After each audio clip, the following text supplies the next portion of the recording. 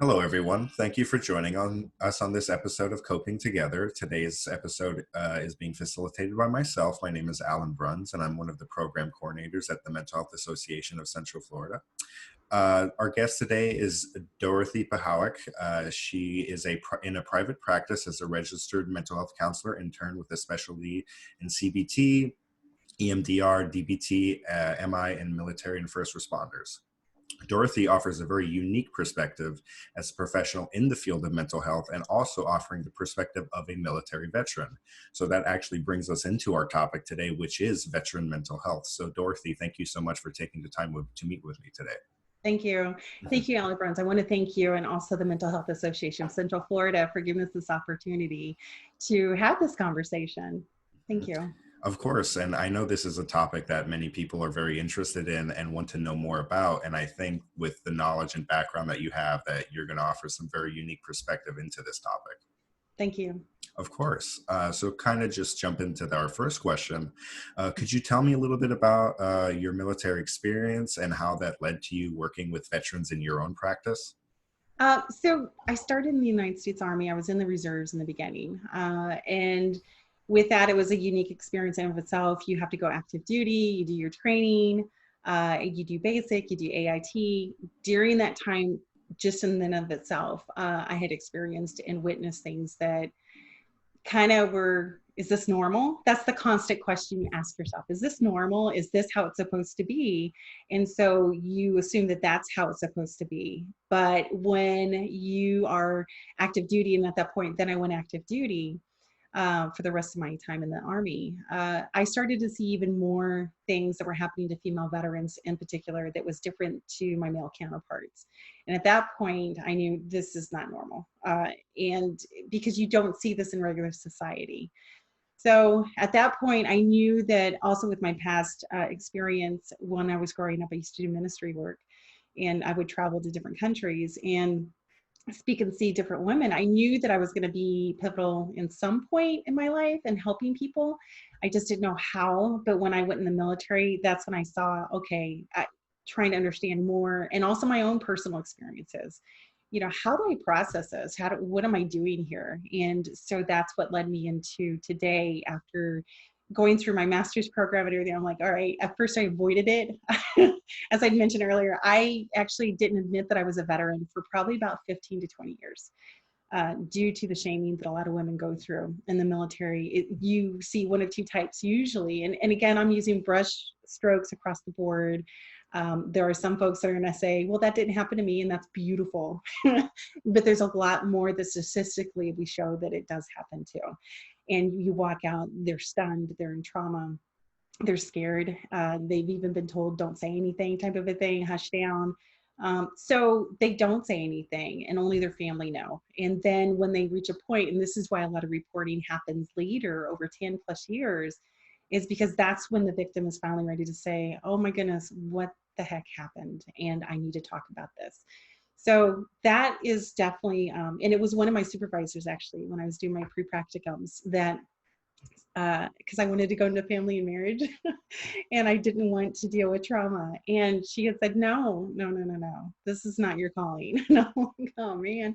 And so that's when I went and I embraced it. And I said, okay, this is what I have to embrace. This is what was given to me and my experiences. And it's been really awesome because once you embrace what you're meant to do, it's amazing how the connections just come out of the woodwork. And I'm constantly meeting other women that are saying we need to speak up. And just like the Military Women's Coalition up in Washington, D.C., even the veterans in the CVMA, which is the Combat Veterans Motorcycle Association, they do so much for veterans, both male and female. As I mentioned earlier, this weekend, they had just been pivotal and presenting a brand new home to a female NCO that her spine was shattered and she's quadriplegic now. And so they presented that to her this last weekend. And so all the organizations like that, the American Legion, the VFW, which is the Veterans Foreign Wars, they all are trying to speak up. More women are becoming involved and they're getting more of a voice because of the backing of these organizations and the Women's Auxiliary for both of the parties of the VFW and the American Legion, which I'm a party to both, are just saying, hey, we need to get more out there. And so tying that in, that's where I just really felt that, this is, I guess, where I'm supposed to be, and it's working out that way. And I'm so glad to hear that you were able to embrace, what you were meant to do. And I'm glad that you found yourself in a way that you feel like you're helping others and making a huge difference. And I know that they appreciate it too.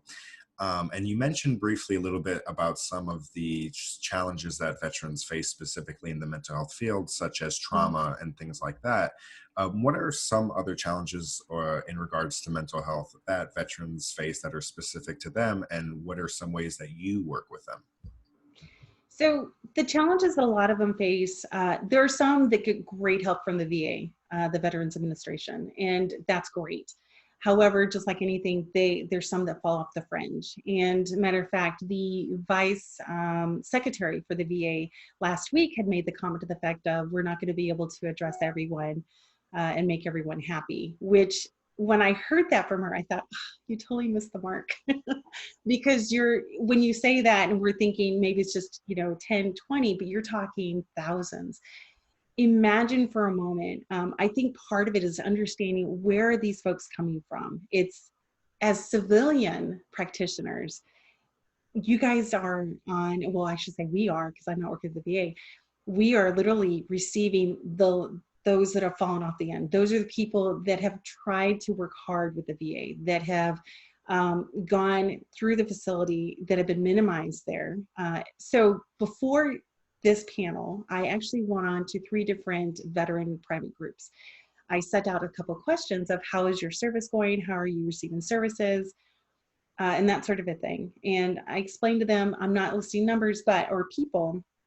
It was interesting because privately and publicly, I got roughly about 80% of those female veterans that came out and said, I am not being addressed. I am falling off the fences. They're making me do things that are so uncomfortable to get therapy that I can't do this. And they literally walk away and they lock themselves in their homes, or, it's just a horrible thing.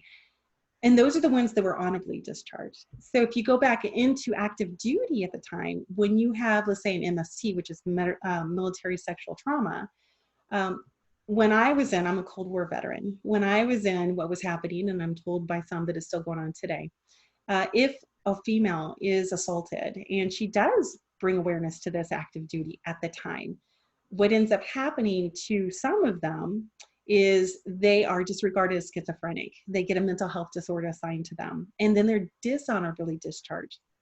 What that means when a soldier gets dishonorable discharge is they are no longer eligible. They are literally, from their military family, brothers and sisters, kicked off out into the world. You are not allowed any benefits.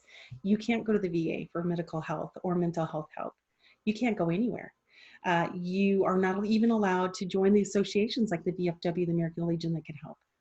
This is horrible. So here's these women over the decades that have been assaulted, raped, harmed in various ways, that are literally, so what ends up happening to them is they end up then on our public assistance side of the house.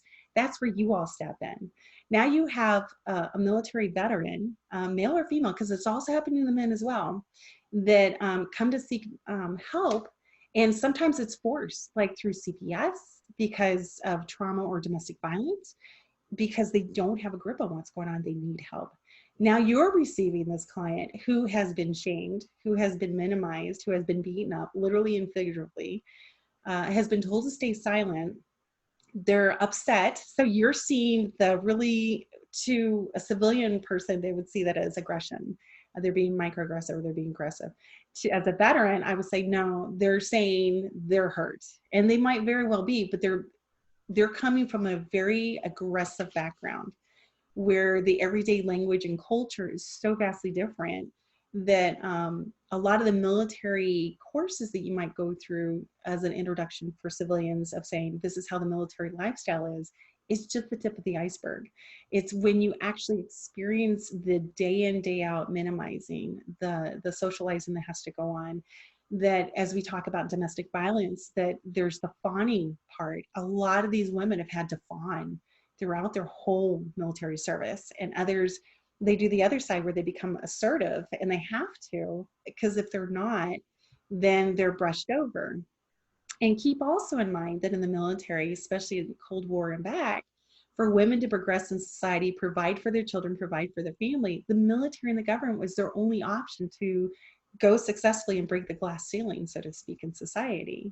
So you have these women that are trying with good intentions to better themselves and family, get a college education, they go into the military. So when you understand this background of what they're coming from, I'm hoping that might change some of the diagnoses that are going on out there with civilians, that practitioners that don't understand the aggression day in, day out that these ladies have been going through, and the minimizing and being told that your service has been invalidated because now we're giving you a dishonorable discharge and we're going to label you with something that is so critical. You're never going to be able to be employed in a successful job because now we're going to do that. And then fast forward to today, when you have a military veteran that has been diagnosed with PTSD, which is another issue that Psychology Today actually came out with this year. And I was just trying to look at the etiquette in that article so I can give it to you. In PTSD was the question in Psychology Today. And this affects the practitioners today, is from the standpoint of where the veterans are coming from. If they get diagnosed with something like a PTSD, it doesn't matter if it's mild. You do have the severe, and everybody, because of media, goes right to severe, or they think about, you know, this person's going to go postal on us, which majority of them will not. So when you have someone that has been diagnosed with PTSD, we don't take into consideration what is that about because of HIPAA, or because a lot of people are just too afraid to ask. And so now this person's unemployable. Now you've cut them. They might be really good at biochemistry. We might need that, especially right now with COVID going on. They might be really good at a lot of other things that are going on. It just means that, okay, maybe listening to them differently, speaking their language, as we know in mental health, it's a little bit different when we speak with people. So a lot of things that as civilian practitioners, and also minimizing that ends up happening. I went through a training, I won't say what, and what it was is that with good intentions, and I love good intentions, but they go to a point when you make comments about a veteran, for example, of their rituals we need to explain to them that their rituals, like remembering the fallen, so to speak, need to stop, and we need to encourage them to stop. You are literally taking away probably the one tool that kept them holding on. By saying goodbye, remembering that person is so pivotal, a part of their identity, because that person might have saved their life. Who in this world wants to forget somebody that saves their life? But then when you have a practitioner that says something like, hey, you need to forget this person or forget this episode because of, instead of reframing it and working on that, again, that's where trauma therapy comes into play. What ends up happening is you're taking away the one tool that helped them to hang on, so to speak. The other side that to consider as a private practitioner is that when someone was in the service, not all their family members were positive about it. Not everybody wanted them to go in or go overseas. And so some people have experienced all the way to the extension of like single parents, for example. Again, women trying to get ahead, get schooling. This is where they're going to go. They come from a small town, or they come from an area where they're not going to be able to succeed, and they know this. So they go in the military. They have a family member who says, I'll watch your kids, because by military, they have to, so that they could be deployable. So they go to do that, and then the children suffer. So now as private practitioners, you're getting the children with detachment disorders because their parents had to serve. And on top of that, if they didn't have supportive family members, then you end up, you could see where this is going. And this is where I think getting more into trauma therapy as private practitioners, it's really important to understand the culture, as we do with the feminist theory, as you know, that came out in the 1980s, is taking the person as a single person as a whole. How was your family background? How supportive was your structure then? And then even with the children, because you're not just treating the veteran, you're also treating their family members, their children. So it really expands so far. And so when you're sitting doing therapy, as we know, especially in trauma, you're not just doing therapy for that individual, you're also doing it for the family as a whole as well. I hope I answered your question. I said all that to say. It definitely answered my question, and it answered a lot of other questions that I think people had too. And I love that you covered so many different aspects of, you know, what goes into trauma and what might be traumatic for a veteran. You know, a lot of people maybe have biases on like what Mhm. trauma is for an experience for a veteran, and it's so much more, you know, expansive than that. Not just one single thing. It could be a lot of different things. So I definitely love that you covered that. And kind of going into my next question, I'm sure you know the 4th of July is coming up very soon, Yes. and that can be a very difficult time for veterans. Can Mhm. you talk a little bit about why that can be difficult for them? So it's a number of things. Everyone's trauma, as we know in therapy, is individualized. So with military personnel, everybody thinks about the fireworks, loud noises. Most definitely, there are some. So here's another interesting point: is that in the military, they have designated zones that they call combat areas. But that doesn't mean this is not a gentleman's war. So, as you know, the enemy doesn't fight fair. As we say, the enemy, the opposing party, when you put it that way, to be more PC about it. But so everybody operates differently. And it does not have to be a designated war area for it to actually be combat. A lot of female veterans, I would have to say, if you've had to have hand-to-hand combat, which you do with your fellow, unfortunately, with your fellow male service members, that's hand-to-hand combat. You have two professionally trained people, one that's having to fight for their survival, and then the next day be able to perform their job right next to that same person that assaulted them that night. So would I consider that combat? Absolutely, because they had to do that and they had to do it repeatedly.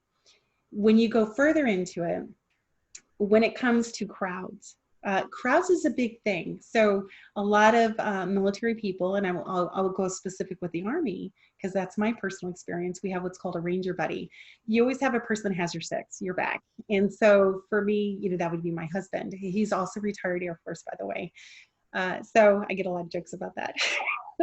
But he's everybody has that someone that they can rely on, whether it's their best friend, their mom, dad, whoever was their support system. When they go into a public area, they sometimes might have a difficult time with the crowded sense. COVID has been a blessing for a lot of veterans because they have the social distancing. But and also the same thing I have to say for first responders as well, especially the police force, because they're also trained the same way, that they're constantly looking, seeing who's holding what's going on.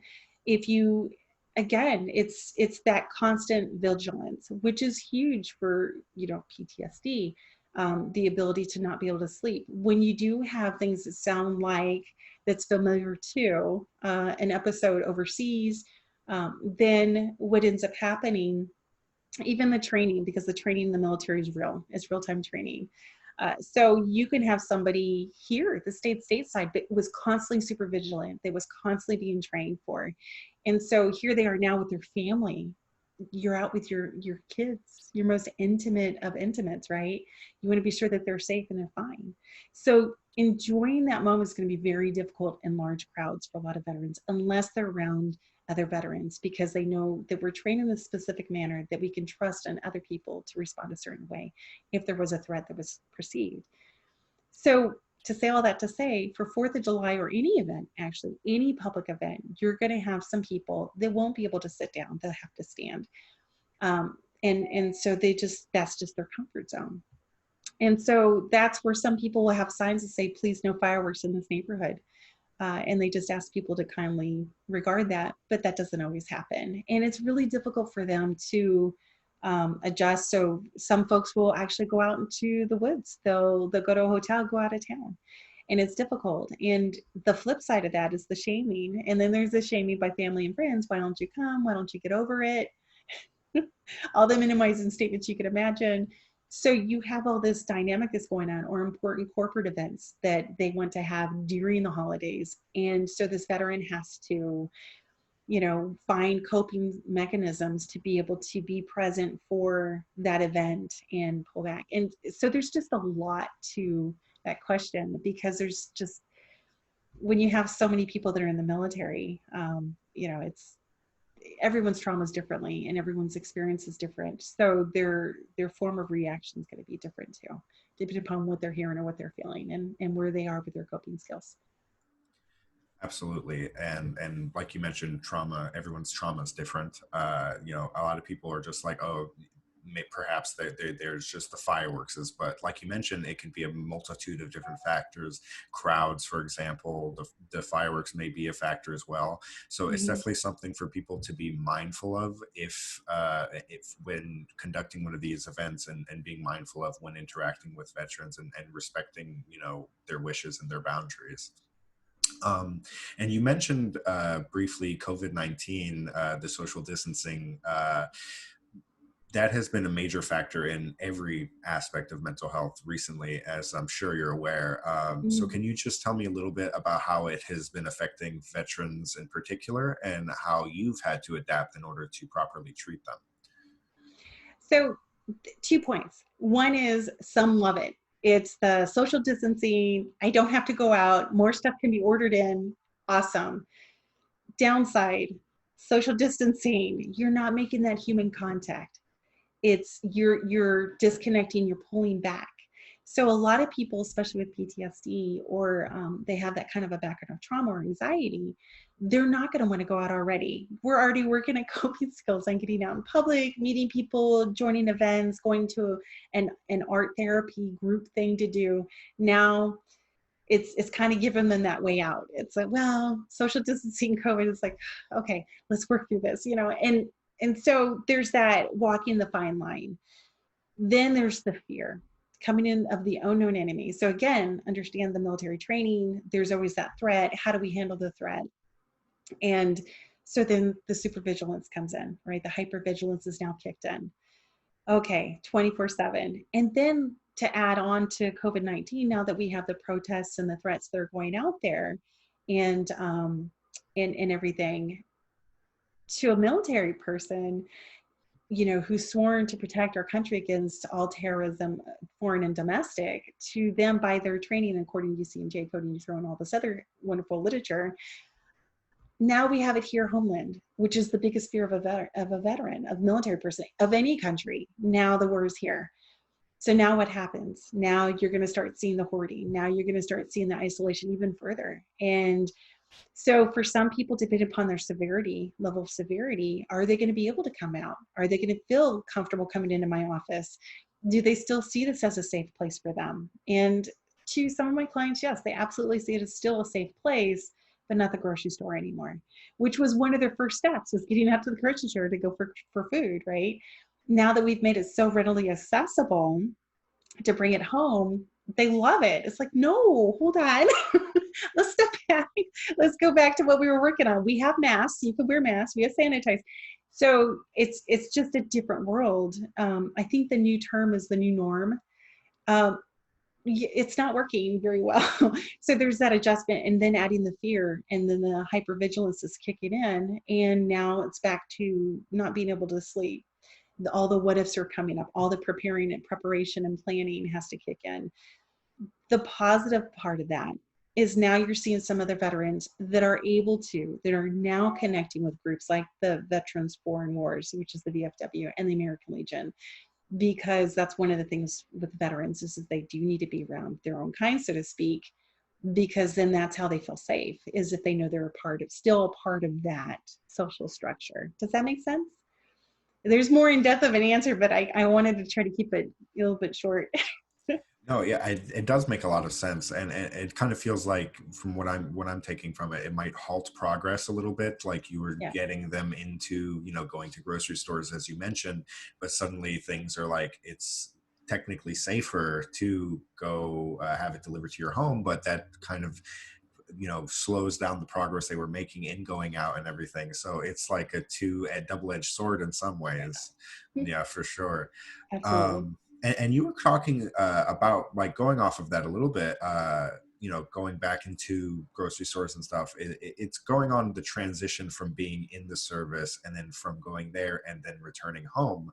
Mhm. Doing that can be difficult for a lot of veterans. So could you tell me a little bit about, like, the struggles they're facing in going from the service and then going back to living at home? So the first question that I would ask a veteran is, what era did you serve? And that's important because prior to 9/11, the way that a soldier transitioned was, and I'll use myself as an example. I was with second ID at the DMZ in Korea. Within 3 days, I was stateside at Fort Stewart, Georgia. Within 3 days. It takes about that time to fly over and lay over and stuff like that. So I went from being out in the field in my track to suddenly, boom, I'm stateside. I was a single parent at the time, seeing my son who's grown big time because I was gone for a long time, and reconnecting with him. And then suddenly I was expected to be this female version of who I was before I went in the military when I ETS'd in 95. When I also ETS'd at that time, part of that exiting your service, in while I was going through it, it was a series of maybe 5, 10 questions, and then that was it. Here's your papers. Goodbye. There was, do you feel okay? Do you think you have any physical problems? At that point, all you're thinking is, I want to get the heck out of here. Yeah. I want to get the heck out of here. Just leave me alone. I want to get the heck out of here. Give me my papers. I want to go. And then they leave, and then you're dropped off. And so this is literally Vietnam. You're talking all of these folks, Desert Storm, they were just, boom, you're gone. So here you were, your young adult life from the age of 18 to, however, for me it was 6 years total, and you're just, boom, you no longer have this community, you no longer have the safe zone, and you don't understand that concept as you're exiting. All you're thinking is, I want to get away from this. I can do better. I want to get away from this. And then all of a sudden you have nothing. You have no support, no backup, no command system to go, hey, I need help. Hey, can you tell me what building to go to for this? Where's the benefits office? You don't have that. And at that time, prior to 9/11, there was also no government assistance. There was no support. It was also more male dominated. So when I did try to go to the VA, it was, who are you? Wait, what? So I did not have access to the VA facilities because that was the perception of, oh, that's for the World War II veterans. That's for the Vietnam veterans. That's not for me. I'm too young for that. And you're told that. You're too young. You'll be fine. You'll bounce back. So when you're talking to a soldier or a veteran that's prior to 9/11, there was literally no support or lack of support. When I did try to submit a letter to the VA within 3 weeks after my date of exit, I was, hey, I need to update my DD-214. I was literally denied. It was like, nope, sorry, we're not going to access. You're welcome to go ahead and go to trial to get it. Which I'm like, you're not going to do that. So this is what a veteran goes through. They're literally denied help. Then after 9/11, that's when the spike went up. Everyone was pro-military. Now they actually have what's called an exiting port or a station where as people are exiting, they go through, it's a whole year. They're going through this exiting program. They get psychologically evaluated.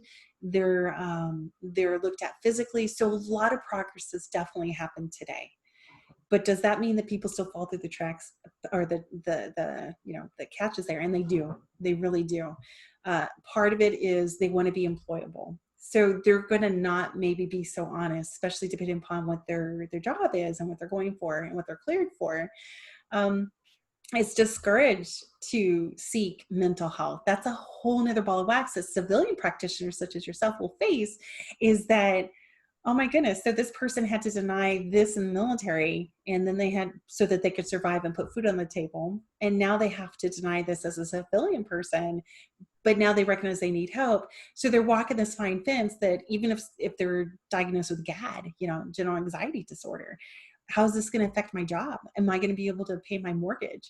So even though they have all these wonderful things, there's still not that progress. And then you add in the female component to it. The VA is still male structured, even though when I sat through the VA panel last week and I saw a lot of beautiful statistics being thrown everywhere, there's a new movement called I Am Not Invisible. And what they're trying to do is they're trying to bring forward the face of women did serve, because we're still being written out of history. We're being, even as of today, we're being written out of our service. And an example of that was, for example, NFL. When we had the Super Bowl at the very beginning, you saw all the people coming out with the flags. It was beautiful. but they were all male. There was not one female represented. And then when you go into Veterans Day, when everyone's posting Happy Veterans Day pictures on Facebook, for example, not one female is represented. So we're still being written out of a lot of stuff. How does that affect us as practitioners? Every way. Because it used to be that art imitated life, and now life is imitating art. So if you don't see it on Facebook, if you don't see it on the television and media, and you don't see women being represented and what we've gone through or are going through currently, then how do we address it? Because we're not going to be able to conceptualize, as you said earlier, and understand that. So that affects even the veterans that are coming out today. Because when they come out, nobody will believe her. Well, why didn't you report at the time of when he was assaulting you? So she probably did. And people were like, oh, you need to get over it. You need to get thicker skin. Or this didn't happen to me, would say another female veteran. Well, that's wonderful. But so she probably did. And she was probably minimized and made fun of, ridiculed, and then put down. And so she shut down. Let it happen. Survive it. She gets out. 10 years later, she's finally feels safe enough to talk about it. Then she's told, well, because you didn't report it back in the day, we're not going to do anything about it today. You just need to get over it. So this affects us today. As a person's exiting, it all plays in tie together on how, as they're exiting, they're most likely thinking, I just want to get out. I just kind of want to get away. I'll say whatever you want to say. I know how to fill out these forms so that you don't see what I'm really going through. I hope that answers that question. It definitely does. And it kind of leads perfectly into what I want to ask you next, which is you mentioned a lot of veterans, like, for example, as you were talking about with female veterans, some of them are feeling neglected because they aren't being shown in these like celebration of veterans. It's normally male dominated. Some veterans are not able to get proper help from the VA. Some people don't seek out help because, as you mentioned, like employability, they don't feel like if they came out with like a mental health diagnosis or issue that they would be seen as employable. So with that in mind, what are some ways that we can help uplift and give back to these men and women who have given us so much?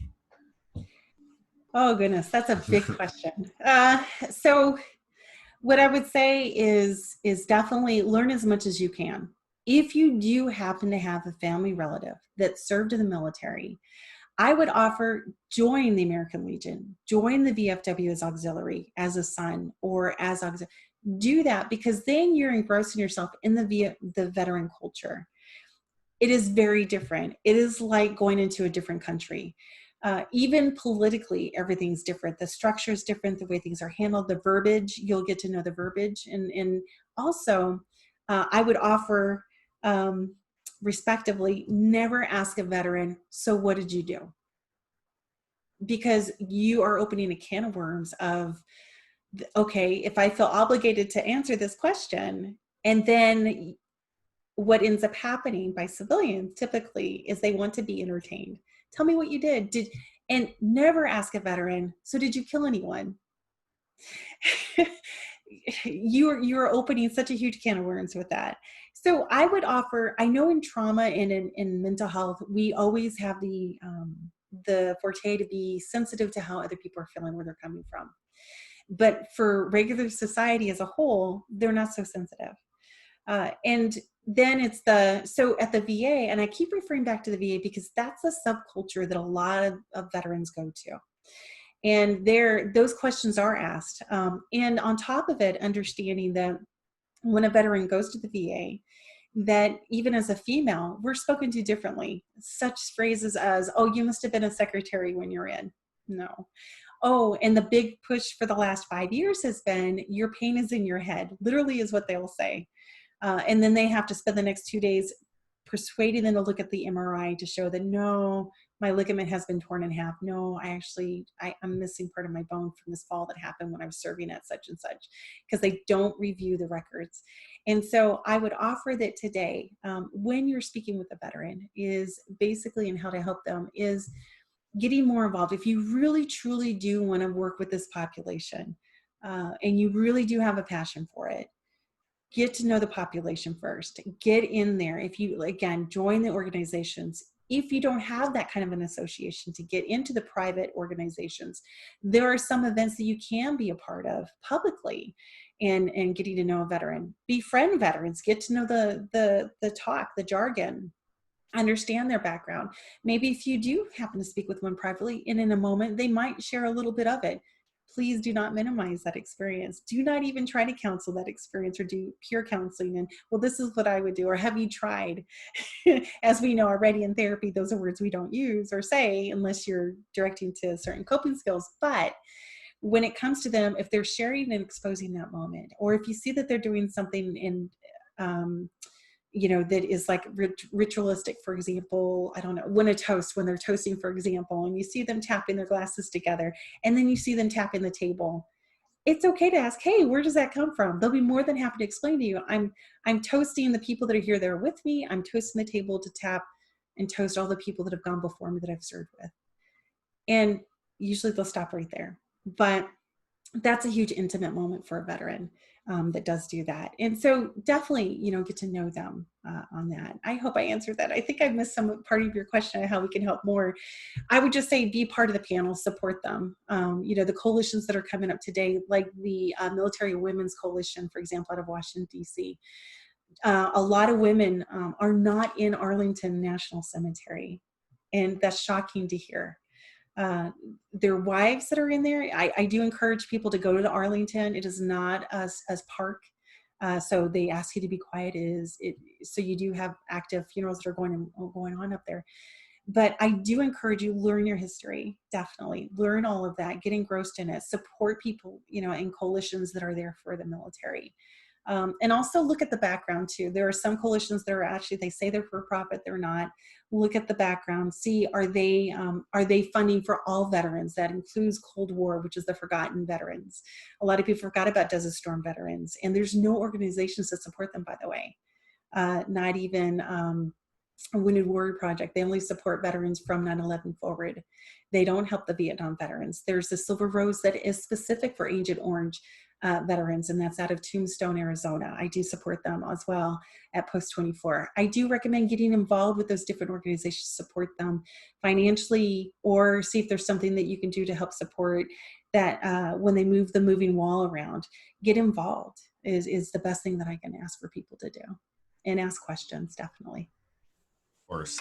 And like you mentioned, if you want to help, of course, getting involved is definitely one of the best ways to do it. And like you said, educating yourself and learning more about, this population, because people, need to be mindful of certain things for sure. And I think that watching videos such as this one is a great way to learn more about, the different things that they're dealing with, because you might not be aware of these things, and you can be ignorant to the certain things that are going on, and that's okay, as long as you take it on yourself to learn and be mindful. And that's why I think educating yourself in regards to these things is very important, and that's definitely what we want to do with this series. So just to sum it up, Dorothy, thank you so much for taking the time to meet with me today. I think you said everything so beautifully and made things very clear, and a lot of different things that people may have not thought of. So thank you so much again. Thank you It for was having such me. Of course, it was such a pleasure. We're definitely going to put your practice, all the information for your practice in the comment section below. So if you'd like to Thank you. check her out, get in contact with her, all that information will be there, as well as our information for the Mental Health Association. So thank you guys for joining us. And Dorothy, it was such a pleasure. Thank you very much. I appreciate your time. Thanks, Awesome. everyone. Awesome. Thank you guys. Have a great day. Thank you.